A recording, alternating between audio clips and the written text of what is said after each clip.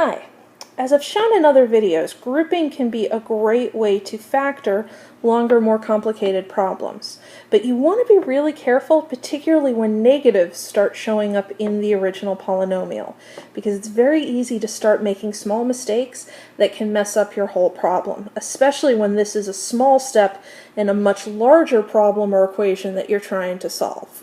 So again, as we did before, you want to solve this by first looking, or rather factor this, by first looking for a greatest common factor with all of the terms. We have x cubed plus 6x squared minus 2x minus 12. And you notice nothing's going to divide all of those except for plus or minus 1, and that doesn't really help us. So instead of looking at this as four terms together, we're going to look at it as two groups of two. So we're going to group these first two together, and we're going to group these last two together here.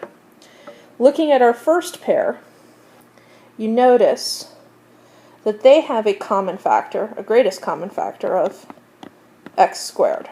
So if we factor that out, it means we're going to divide it out term by term, and we get, well, x cubed divided by x squared is going to be just x, plus 6x squared divided by x squared is going to be plus 6.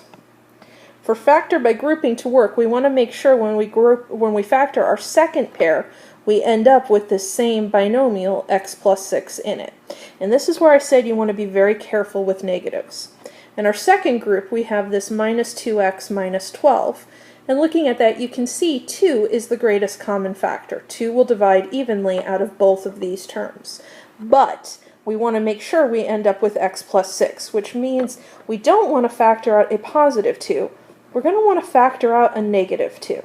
And we do this because you notice this whole group starts with a negative. So whenever you're starting your group here with a negative, the trick is make sure you factor out a negative, and it tends to keep everything nice and okay.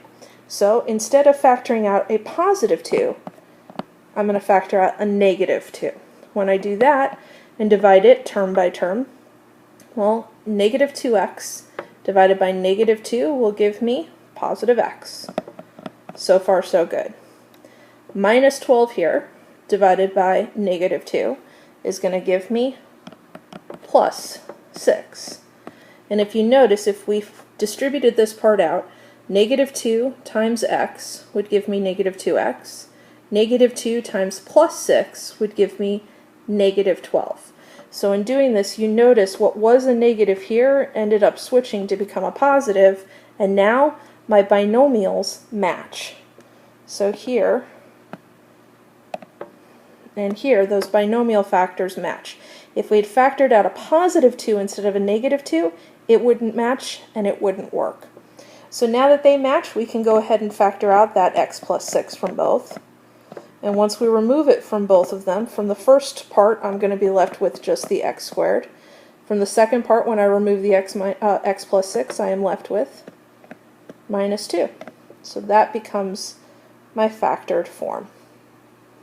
Again, the thing to remember, when this starts with a negative here, you end up factoring out a negative. Keeps everything working just fine.